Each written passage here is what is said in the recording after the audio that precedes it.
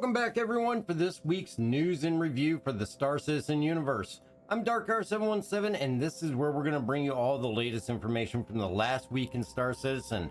Before we get started though, if you really enjoy these updates, make sure to hit that like and subscribe button. It greatly helps get the videos out to more viewers and I really appreciate it.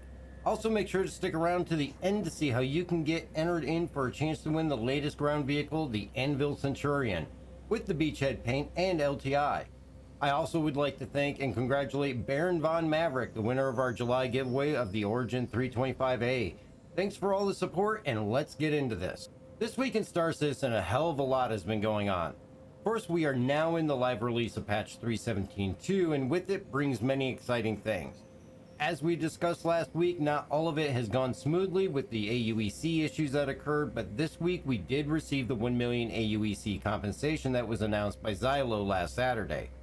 Of course, it did arrive a little bit late, but really not an issue there as it is something that is highly appreciated from the developers and CIG.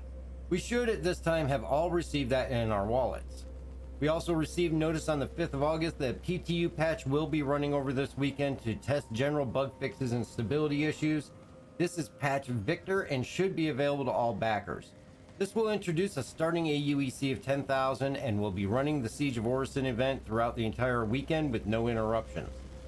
What we see as a focus here is some more work on the hotfixes that have already been employed to really zone in on some of the issues with elevators, party launch capabilities, and additional changes. Things that we will see going on are an increase in the max purchase button on kiosks to a +10, and friends list will now be sorted alphabetically, and changes to the service beacon gameplay by lowering the frequency on the low tier beacons and increasing the moderate, high, and critical tiers as well, and also fix an issue causing it to pay out at too high of an amount. Other bug fixes in this PTU testing are listed as player list in the comm link will no longer reset as list updates, fixed an issue with elevators breaking and no longer functioning, party launch system should be more reliable. This was actually hot fixed on the live servers and they're looking for feedback in regard to the function of course, and a link for the feedback is in the description. Other things we see are players should no longer be arrested when using Orison Spaceport docking port elevators. AUEC transfer app and mobiGlass should be working properly and no longer require people to be on the same server, though I really don't know anybody willing to test this one. And ship rental should be working properly. Also listed were specific dynamic event bug fixes, and that will be addressing a HUD thing, yes, that's what they actually called it, to tell you to leave Siege once it's over. They also fixed issues with the IFFI and Siege of Orison not spawning, and AI should no longer get trapped in cargo containers on the barge. They also fixed players going to Klesher after Siege of Orison, and fixed multiple audio and audio queue issues with the mission itself. They also have listed that they fixed an issue with payout not going out when the objective was completed. In the patch notes, they also note that they addressed 5 client crashes, 5 server crashes, and 1 server deadlock. I will say it is great to see that, as stated by CIG, that even though work is being shifted over to 318, that they'll still have team members that are working to address issues with 317.2. This of course was a concern with the extended period of time that it's going to take to get to 318. But very comforting to know that just because 317.2 is on live now, that the players have not been forgotten or pushed aside with no improvements happening. So kudos to CIG on that for sure. Of course, while the PTU is there, most players currently are focused on the live servers with recouping AUEC that was wiped part of 317.2, and even with the million AUEC given, many have a lot of ground to make up. So how is patch 317.2 running? We all know it had a bumpy road from start to finish in the PTU, but as to how it's doing on live, well, to be honest, it's doing extremely well. I will say, as a comparison to past patches, the playability and stability as far as what I've seen has been one of the best in recent patches. While not be able to go into all the details here as the sheer size of everything, patch 317.2 really requires a dedicated video. I will say I'm extremely pleased with the experience so far. As I have a chance to get through everything now that it is on live, I will do a full review of the patch in a later video. Some key things to point out though, and we've discussed in previous weeks, is while it's doing great, it's not perfect. Hence why we have a PTU to address some issues. Siege of Orison is running very well and the AI is still hit or miss though on the intelligence and aggression factors. Sometimes ultra aggressive, other times they prefer to stare at the flowers not realizing you're standing right next to them. As far as the ability to complete the event, we've so far accomplished approximately 50% completion rate due to issues such as lieutenants not spawning in, lieutenants spawning into the floor where you can't kill them, or the IFFI is missing, but that should hopefully be fixed now. We've ran Siege about 8 times so far and will continue when we get the chance, because even with these issues, the times that we're finishing it is a lot of fun and a great AUEC earner. Which really brings me to another change that we've seen this week, and that is a balanced pass on the payout of Siege. Originally in PTU, it started at a 380,000 AUEC payout with bonuses. Then we saw that brought down to just 380,000 payout with no bonuses. After which it was eventually dropped to 280,000 AUEC per playthrough, and this week we've seen it lowered again to 180,000 AUEC payout. This honestly is a large difference from the start, though really not a concern in any way. Due to the fact that you can grab Call to Arms from the Mercenary tab, you can really increase this total amount a great deal just as you proceed through and take out enemies. That and the fact that the event is running for 24 hours at a time really maintains the high level of AUEC earning potential. Granted, 180,000 AUEC for 2.5 to 3 hour experience is not the highest earning level in the game, but by no means is it the lowest. And when you throw in the overall entertainment value of the event, it's well worth it. We will continue to see the Siege of Orison run every other day, of course, alternating with Jump Town event through the 9th of August when we'll get another 48 hours straight of Siege. And that will really close out the dynamic event time period for now.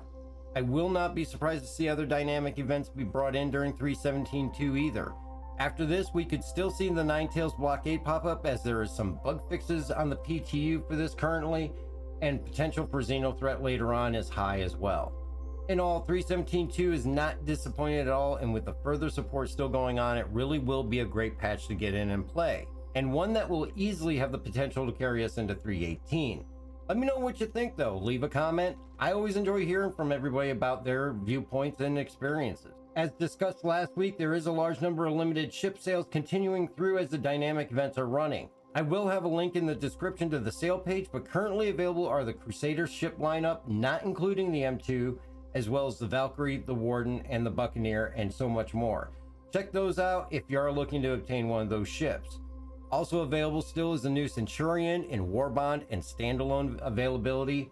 Warbond, of course, is $95 US and standalone is $110 US. Be aware, only the Warbond has the LTI with it though. We also have seen the subscriber flare be issued out with the mini flag sets, and of course, based on your subscriber level, that'll determine how many and which ones you receive. There's a total of 3 available. Though not the most exciting flare, it is something you can add for dashboard flare like the bobbleheads, which I really like the bobbleheads. I don't see this as being as popular though with the player base. Of course, the Drake Cutlass Steel is the current ship of the month, with the last month's Ares Starfighter now available for subscribers to purchase with extended insurance in the pledge store. This week, we also saw the PU monthly report for July be posted to the RSI website, as well as the Squadron 42 monthly report go out as well in the email.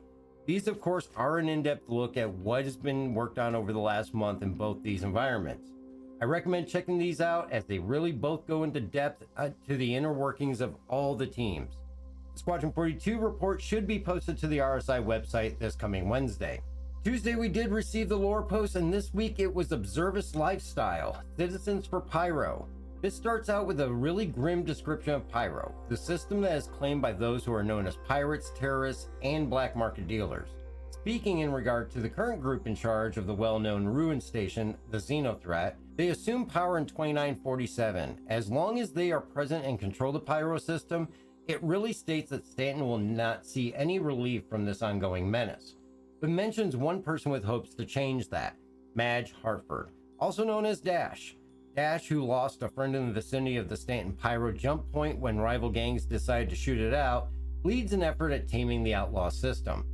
This tells the story of the meeting from the author's viewpoint with Dash in a bar on Lorville, where Dash goes over her idea of what Pyro should be and what needs to happen in order to turn it around. Believing in a dream of Pyro one day being a place of safety and security instead of the lawless wasteland that it currently is. Though short and brief, the story is interesting in the crusade that Dash has to make change in the region driven by the loss of a friend and the group of people she is bringing together, all on a foundation of mutual loss in their lives. The story really only begins the setup of a larger tale, and hopefully we'll hear more in time. Link for this is going to be in the description below, and definitely recommend you check it out. Wednesday, of course, brought the roadmap roundup, and this week we have a number of items making it to the release view for 3.18. Starting with a Daymar crash site, utilizing parts from an MSR and a 600i, as well as Habs, a new derelict site with puzzles and other rewards is slated for 3.18. New rivers in Stanton, Microtech, and Hurston are slated for new and additional rivers. Also, we see Sand Cave Archetype, which is exactly what it sounds like. It's going to be a new style of cave to be added to the verse. Arena Commander is also getting some attention with a complete racing overhaul, refactor of the checkpoint system, scoring, and 3 new Hurston Speedway maps, and they're also adding the Snake Pit into the available locations. We also see expanded prison activities with new missions and opportunities to earn merits, as well as aid in escapes from Clushers. Security Post Korea is slated for reactivation, and this is going to place full-time staff on hand at the facility and bring it back as the center point for Crusader security, as well as using it to store confiscated contraband. More missions for the Siege of Orison platforms are planned, with bounties, assassinations, and clear all type missions, to name a few. We're also going to see new interdiction scenarios and increased difficulty levels for while we're in Quantum, along with environmental space missions as well. And of course, the big one that a lot of people have been waiting for, salvage and hull stripping. Now updated to include hand salvage, the Drake Vulture, and the Aegis Reclaimer with the use of its remote salvage turrets. Really, this roadmap roundup has a lot of great and interesting things slated for 3.18, but also remember that though these are on the release view, it is not committed yet at this time and just on pace and scheduled to be in with the 3.18 patch. Thursday, we saw the latest from Inside Star Citizen. This week, it was a good one. Starting off with a look at racing, with first a look at the Snake Pit, with its inspiration being completely taken from the Star Citizen community. They discussed taking this idea and expanding on it and what the atmosphere they wanted to produce with it, as well as the short process they had to get it done. An interesting look at how they can take things created by the community and really support them by enhancing the experience for everybody's enjoyment. After that, we learn of another racing development that will also come in with 3.18, and that is a look at the upcoming PTV buggy racing. Utilizing the halls that are used for Invictus and IAE, they have created a fun and interesting use through the buggy racing. With the inspiration from things like laser tag and other racing games, they create a fun and whimsical buggy track that looks absolutely crazy fun. With jumps and turns, taking your PTV through here will not only be pure enjoyment, but also provide plenty of laughs, I think. Unfortunately, a loop was not yet able to be incorporated, but is still a future possibility. Make sure to stick around till the end for a really funny Mario Kart inspired video in which Pico takes the place of the blue shell. I am honestly very excited for this to get in and organizing some org races with Amarok's Fang and really get some events running with this one. Friday, we did get the latest on VFX from Star Citizen Live as it returns with a game dev episode looking at making VFX. Jared is joined by Mike Snowden, the VFX director, and Leo, who is the principal VFX programmer. These episodes are the ones where they make or create a gameplay item through input from the viewers. This episode, they decide to create a biodome, and the episode really shows off the team's ability and process when creating items in game. They spend the hour creating the biodome, and it is interesting. I will warn you though that if you're not into game design or creation, you may find it a bit difficult, but for those that enjoy these types of things, I recommend checking it out. And that is it for this week. I hope you've enjoyed the update, and feel free to let me know your thoughts on everything that we've seen in this past week. If you want to get entered into the giveaway for August, it is the Anvil Centurion with LTI and the Beachhead paint. All you have to do is subscribe here and leave a comment on any video, and you get a second entry. Head over to Twitch and follow over there, where you can always catch our stream every Wednesday, Friday, and Sunday night at 7 p.m. Eastern Time. If you would like to help support the channel, check out the merch store, Patreon, or even hit that join button above. Get a membership for as little as 99 cents per month. I do want to thank all of you for checking out the update, and please be safe out there, and we will catch you in the verse.